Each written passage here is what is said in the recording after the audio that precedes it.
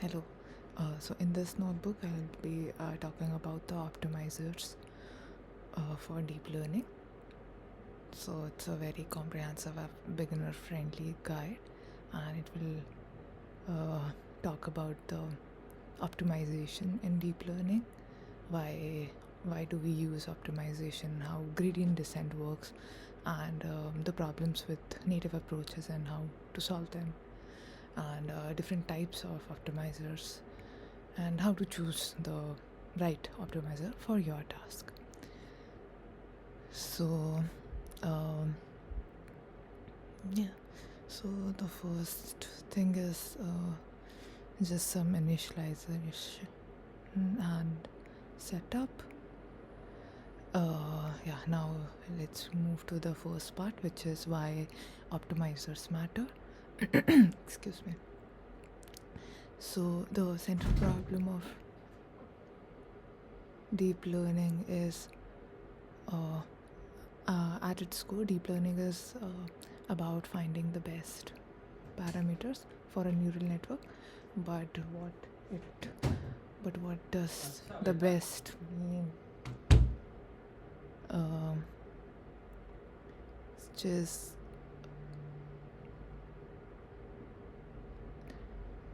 so the learning process of any model is we give input, it goes through a neural network, and then it gives an output, and then we check the loss, and then it back propagates, and the optimizers updates the weights to minimize the loss. So, and how that is found is we have the gradient descent, which calculates how much, we tweak one weight or one value, so how much it impacts the loss. So that is how the computation happens, and then we back propagate and see how the loss has performed. So yeah, so the goal is to find parameter W that minimizes the loss function L of W. So this is an optimization problem. So this is just a setup tutorial with 3 visualization that frames the problem. So the panel one, this one is the 1D loss landscape. So it's a curved line showing loss with a single parameter value. So the red dot marks the starting point, and the green star marks the global minimum. So the orange arrow is just giving the direction the optimizer needs to travel. So this introduces the idea that the training equals to finding the lowest point on this curve. Uh, so this is just the loss landscape which to have in mind. Then we have the loss during training. So a simulated training curve shows both training loss and validation loss. Blue one is the training and the red one is the validation loss, and how it decreases over 50 epochs. And the yellow line,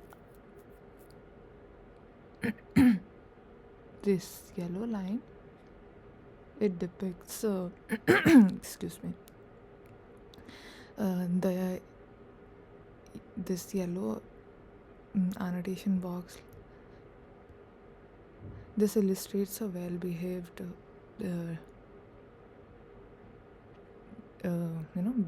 well-behaved training, because both the losses are gradually decreasing. Then we have the training loop diagram, which is like we have the data, it goes through a model, we find out the loss, then the gradients are calculated, and the optimizer updates the weight, and again it is fed into the model, and then again the loss is calculated, and we do it for various number of epochs, and then we find out the final parameters of. So the optimization is the engine of learning. So it decides how to update the parameters to reduce the loss. So now let's look at what is a loss landscape. So imagine your neural network has millions of parameters. So the loss landscape is a surface where each point represents a specific set of parameters. So the height at that point is the loss for those parameters. So and the goal is to find the lowest, which is minimum loss. Now, the analogy would be finding the lowest valley. So think yourself as a hiker in the mountains, but blindfolded. So you can only feel the slope right under your feet, and you want to reach the lowest valley. And the optimizer is your strategy for deciding which way to step. So yeah, now let's visualize this in a 2D landscape.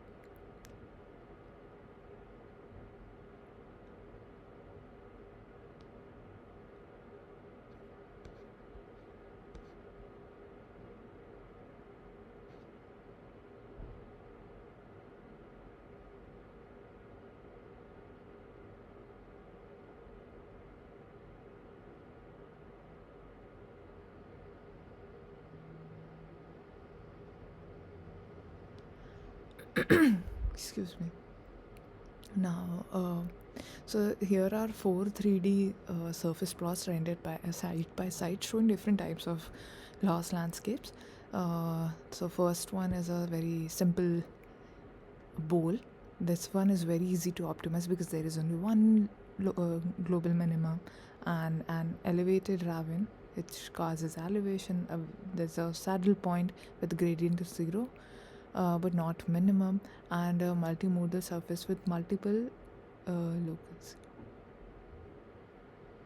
Sorry. So this one is a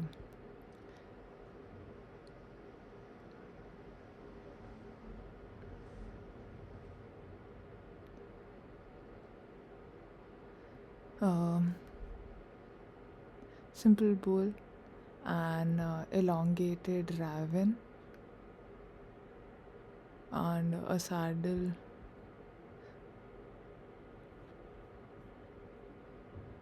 this is the elongated ravine. This causes oscillation. Then we have saddle point with gradient. This one is the saddle point, and it's very trickier because the gradient is 0 but not minimum. This gradient is 0 but it's not minimum because we have a local minima, a global minima over here. And then we have multimodal surface with multiple local minima. So these are rendered using matplots, 2D, Axis 3D. The purpose is to show the real neural network loss landscapes. These are very complex, and each shape possesses a different challenge. So now let's look at the contour plant thoughts. Contour plant is a bird's eye view. It shows a lost landscape from above, like a topographic graph. So line connecting points of equal losses, and when the lines are closer, it means the slope is steeper, and the center, which is usually the minimum. So this is essential for understanding how different optimizers navigate.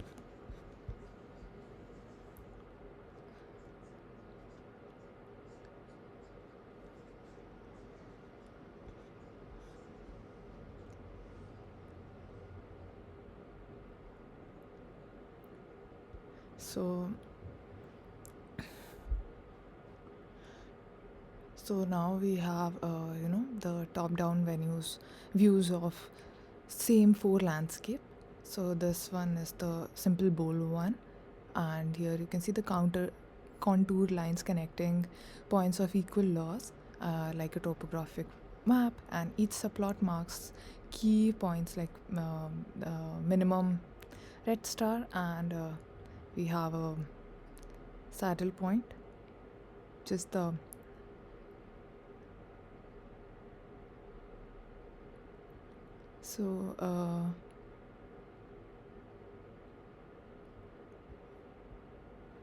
this one is the saddle point, and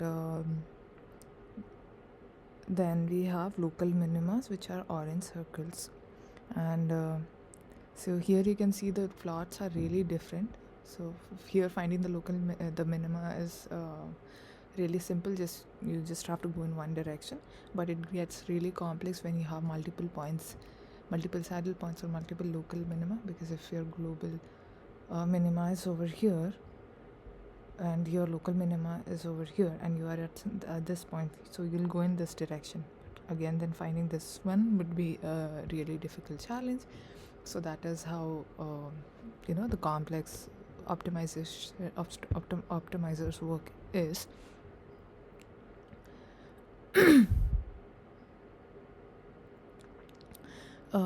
Now let's look at why deep learning optimization is hard. So yeah, we just actually looked at if when there's high dimensionality, there are millions of parameters, and it will be very hard to visualize and navigate the local minima. Then we have non-convexity, which is multiple local minimas. We may get stuck in suboptimal solutions. Then we have saddle points, which are flat regions with zero gradients, so the optimization can stall. Then we have ill conditioning, which is different curvatures in different directions, so oscillations and slow convergence. So these are. So the good news is the modern optimizers are designed to handle these challenges, so we don't have to worry about it. Now let's so here these are three contour plots illustrating the main challenges, which is the saddle point shows gradient directions. So green arrow is going outwards uphill and the red arrow is inwards, just towards the saddle. So the ill conditioning plot simulates a gradient. The ill conditioning plot simulates a gradient descent path on a ravine and shows how it zigzags. The multiple minima plot shows both global minimum and for local minimas. Excuse me. And the problem it may converge to a suboptimal solution. Now let's look at the gradient descent fundamental. So gradient descent is a vector that points in the direction of the steepest increase of a function. So imagine standing on a hillside and the gradient tells you which direction is the steepest uphill. So to go uphill, we go in the opposite direction of the gradient, and the magnitude tells us how steep the slope is. So the mathematical definition is this. We are just partial derivatives of the loss with respect to each weight, and so each partial derivative tells if I nudge this parameter slightly, how much does the loss change. So the code explains what a gradient descent is, and it implements the vanilla gradient descent class from scratch, and then it demonstrates the effect of different learning rates. So so we have the 1D gradient. So it's a parabola which is equals to weight squares with colored tangent lines drawing at 5 points, which is -2, -1, 0, 1 and 2.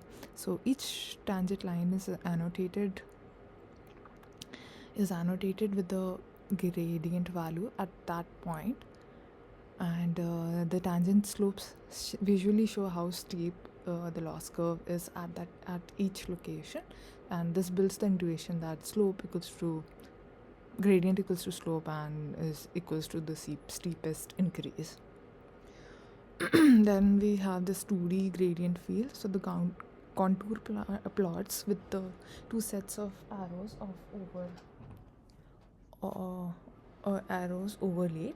So 3 red arrows point uphill in the direction of the gradient, and the blue arrows point downhill, which is the negative gradients and the direction the optimizer moves, and the yellow star marks the minimum. The minimum, and this shows the gradient descent moves in the direction of the blue arrow at each step. Now let's look at the excuse me, vanilla gradient descent. So the simplest optimization algorithm, which is the new weights are old weight minus the learning rate into the gradient of the loss. So the algorithm goes like initialize parameters w randomly and repeat until converged. So you compute the loss, you calculate the gradient, and then you update the weights according to the gradient, and you again repeat the whole process. You find out the loss and update the gradients like that. So this is the implementation for the gradient descent, vanilla gradient descent.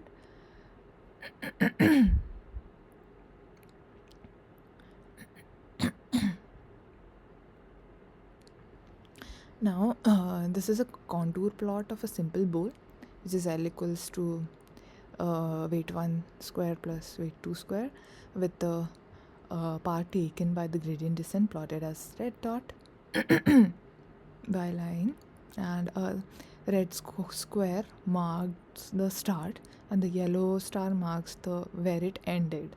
So you can see the path spiraling down towards the minimum. On the right hand we have the loss over iteration.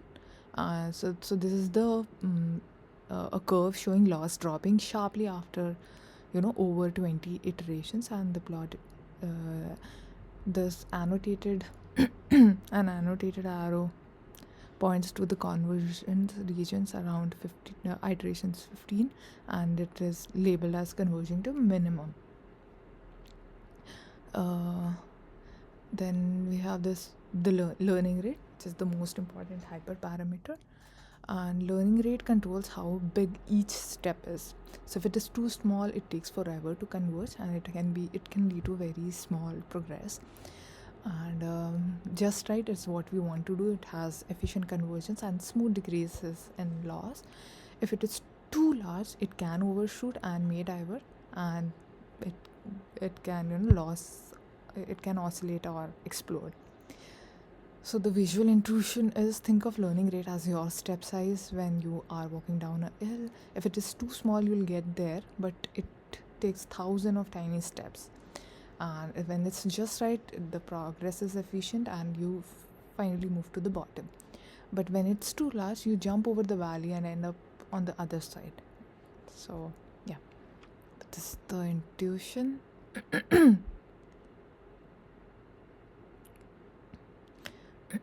Now let's look at the learning rate comparison grid. What is happening? Yeah, sorry. That now we have these 6 contour plots. So each is showing the optimizer path for a different learning rate. So when it's 0.01, it's too slow and it barely moves.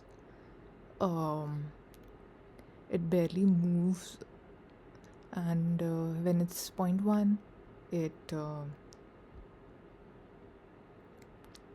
when it's 0.1, it is good and it converges smoothly. When it's 0.5, it's fast convergence, and when it's 0.9, it is risky. And there is slight up to oscillation as well. When it's 1, it's very critical because it just barely converges, because you're just moving from here to here to here. You're not finding this step and it is not converging basically. Then we have 1.1, which is it diverges and path shoots off the plot. So it was here and then it just went beyond that point. So each subplot has colored annotation box showing the loss final. Now let's look at the problems with vanilla gradient descent. So the Raven problem. so which is ill conditioning. So in real neural network, the loss landscape often has ravines, so valleys that are steep in some direction but shallow in others. So what happens is gradient descent oscillates in the steep directions and makes the progress slow in a shallow direction. So and it results in a zigzag path that wastes computation. So why this happens in deep learning? It's because different layers have different scales. So some features are more important than the others. Weight matrices often have different condition numbers, and this is one of the most common problems in neural network training. So this is the zigzag path which I was talking about earlier. It's just when it's a valley, it's just oscillating and then finding out. So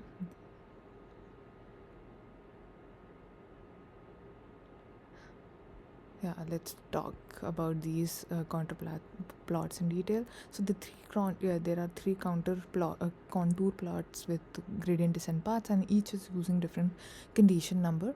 So the condition number is the ratio of curvature in the steep versus hollow direction. So the condition 1, this one, is well conditions because the path moves straight to the minimum. While when the condition is 10, it starts with 2 zigzag, and with condition 100 it is oscillating wildly in the y direction while barely moving in x direction.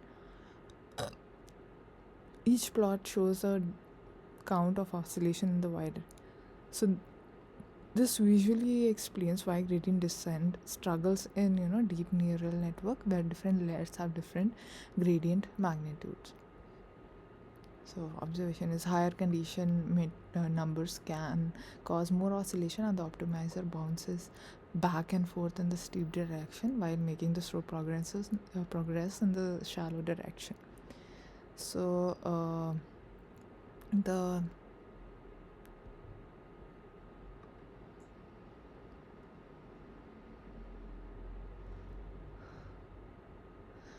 now let's look at the saddle points, which is the hidden danger. So in higher dimensional spaces, the saddle points are actually more common than normal point.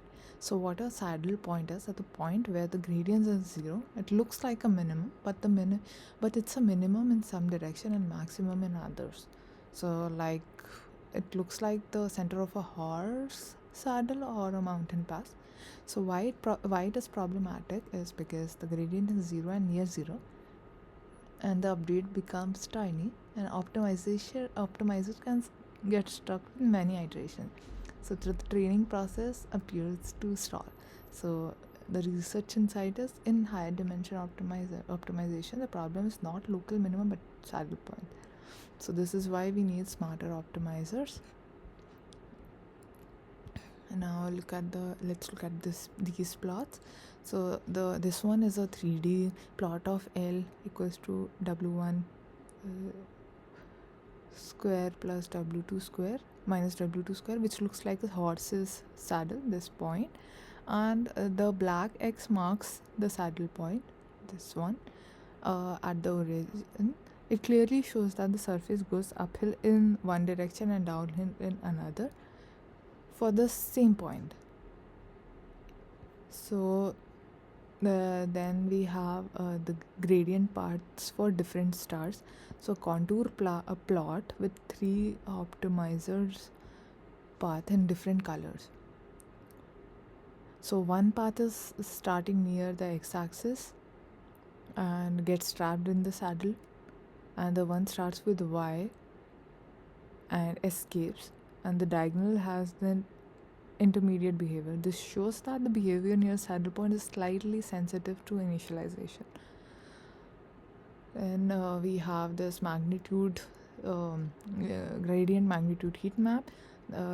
So a plasma colored heat map showing how the gradient is at each point of the saddle landscape. The saddle point is marked in white and surrounded by near 0 gradient magnitude, which is the darker region. And this explains why training stalls near saddle points, because the gradient is almost 0, and so updates are they become very tiny.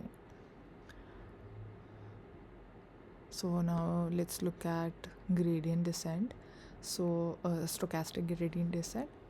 So far we have been using batch gradient descent, which computes uh, gradient using all the training data, but it has some problems.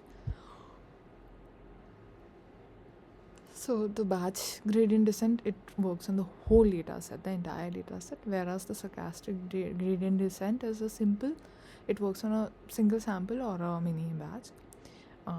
It has memory usage because batch gradient uses the entire data set. The memory usage is high, whereas it's low in stochastic gradient.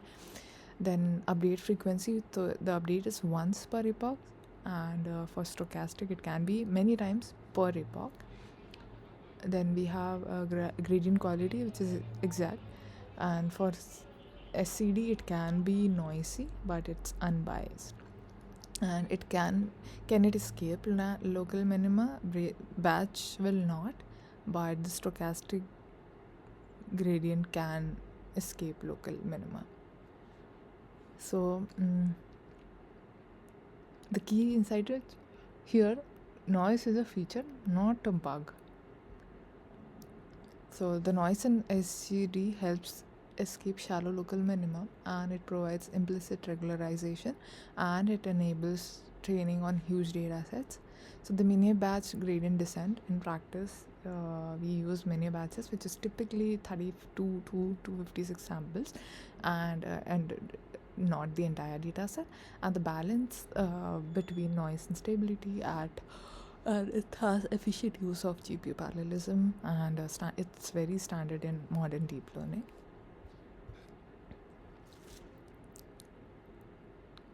So this code over here is implementing SGD with artificial noise added to the gradient to simulate mini batch stochastically, and it compares against the vanilla, which is the batch gradient descent, on a multimodal loss surface. So the first one is, path taken by the batch GD. So a path with a multimodal landscapes starts with 0.15, 0.15 and 0.12, and the path converges drastically but gets trapped in the local minima. It never reaches the global minima. Whereas in the SGD, it's the same point but with noise added to the gradient. The path is zigzag and irregular, but because of the noise, it can hop out of the local minimum potentially explore more of the landscape. Whether it finds the global minima varies by the random seed. Now let's look at the loss curve. Both the loss is plotted over the 100 iterations. So the red one, which is BGD, is smooth but plateaus in a local minimum. SGD, which is the blue one, is noisy but may end up at a lower loss, and the green dashed line marks the global minimum loss for the reference. And this illustrates the key trade-off of SGD.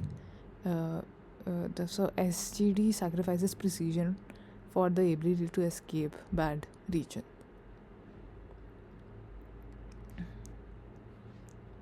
Then we have batch size. So batch size controls the trade-off between small batch size, which is more noise, more frequent updates, and less memory. Then we have large batches, which is less noise, more stable, and more memory, and can use GPU better.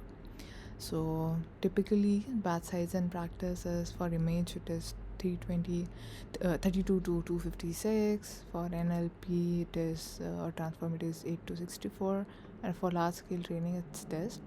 So for the important rule is, when you increase the batch size,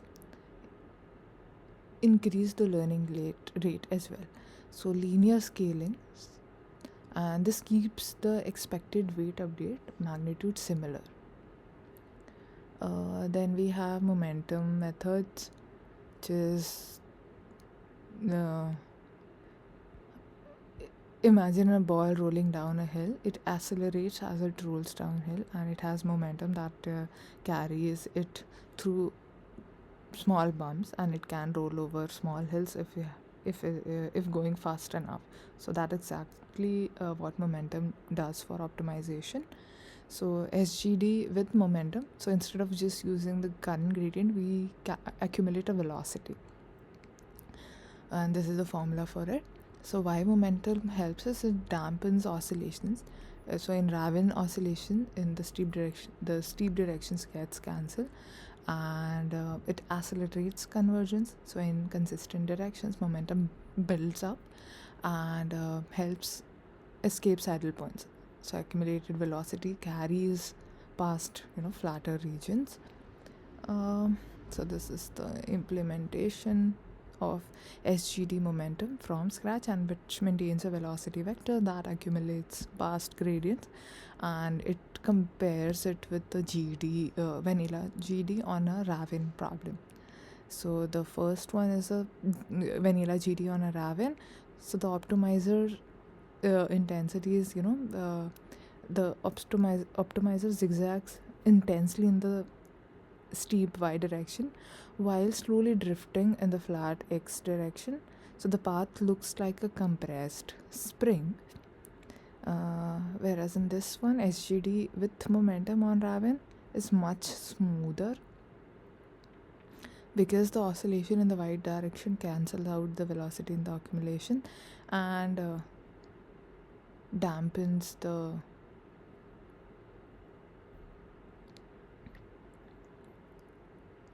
and the progress in x is faster and the path moves more directly towards the minimum.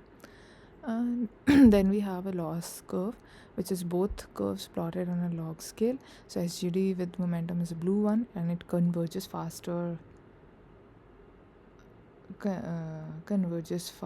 than the vanilla, which is the red one.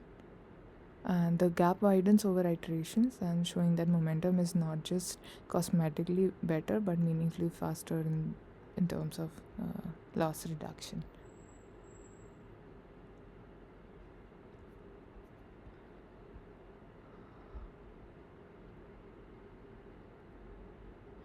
Then we have this Nesterov accelerated gradient. So it's a clever improvement over standard momentum. So standard momentum looks at gradient at current position, and then Nesterov is look ahead to where momentum would take us, and that is computed. So why NAG is better is because it's anticipatory and it looks ahead before making the updates. So it has better correction. We have better corrections, can correct overshooting faster, and proven faster convergence. So theoretically optimal for convex functions.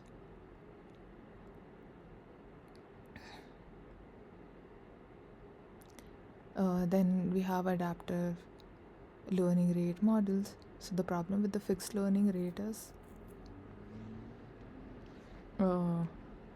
different parameters may need different learning rates, so which will lead to sparse features. So if we have sparse features which are rarely updated, we need larger learning rates, and if there are frequent features which are often updated, we need smaller learning rate. And when different layers have different gradient scales, so the solution is adaptive learning rate per parameter. So adaptive methods automatically adjust the learning rate for each parameter based on its history of gradients. So adaptive gradient is, the key idea is it accumulates squared gradients to use scale gradient learning rate. So when the parameters with large gradients, smaller effective learning rates. Parameter with smaller gradient, you have larger learning rate. So learning rate monotonically decreases and can stop learning.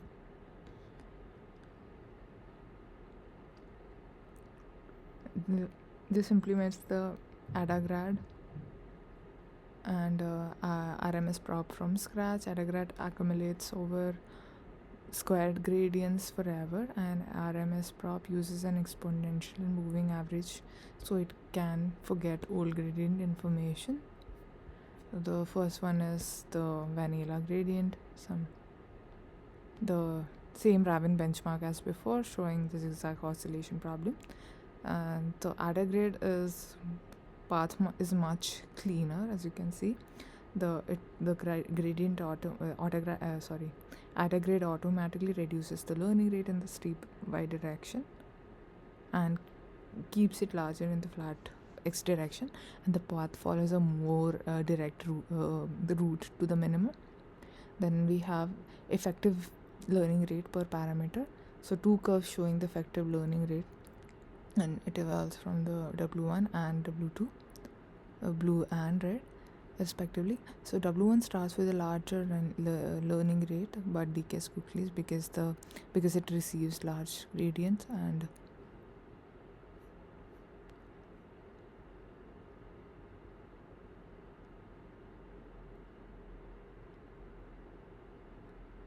then we have RMS prop.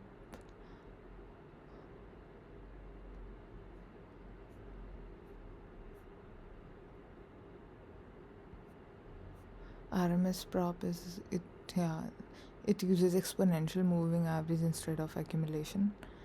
So why it's better than Adagrade is it doesn't accumulate forever because it uses moving average, and it forgets the old gradients and adapt to recent gradient magnitudes.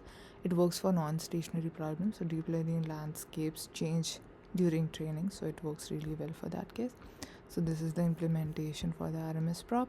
Here you can see the Adagrade LR decays too fast. This is the RMS prop. It has sustained optimization. Adaptation. RMS continues making progress toward the minimum.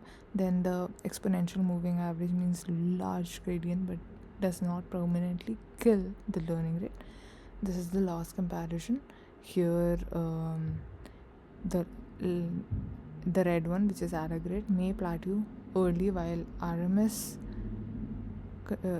prop continuously decreases. This directly shows that the practical advantage of using exponential averaging over plain accumulation. Then we have Adam and Adam family.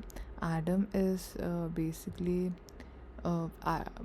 adaptive momentum estimation, which is it combines the best of both momentum and RMS prop. So momentum, it remembers the direction. First momentum and gradients of mean of gradients. RMS, it remembers magnitude. So second momentum is variance of gradients. So Adam uses both, and this is the formula for that. And these are the hyperparameters used: the learning rate, the momentum decay, the RMS prop decay, and the numerical stability. Why bias correction? So at the start of the training, M and V are initialized to 0. Without correction, they would be biased towards 0 in early steps. So the bias correction compensates for this. So the code implements the full Adam from scratch with bias correction, and then runs a full comparison of all the 5 optimizers on the same Raven benchmark. So the first 5 plots for each shows one optimizer's path on the Raven contour plot. So each has a title showing the optimizer name and its final loss. The red color is vanilla gradient descent, orange is SGD with momentum, purple is Adagrade. Then we have RMS prop. Adam typically gets at the lowest final loss and follows the most directed path, and this is the loss for the all plots.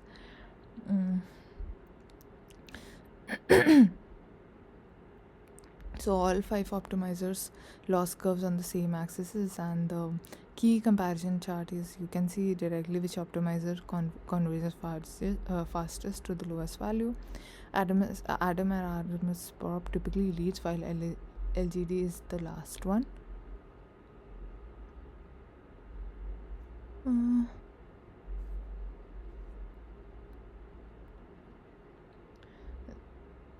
then we have this problem with L2 regularization in Adam. So when you add L2 regularization to the loss, the gradient becomes this, but Adam scales all gradients by the adaptive learning rate.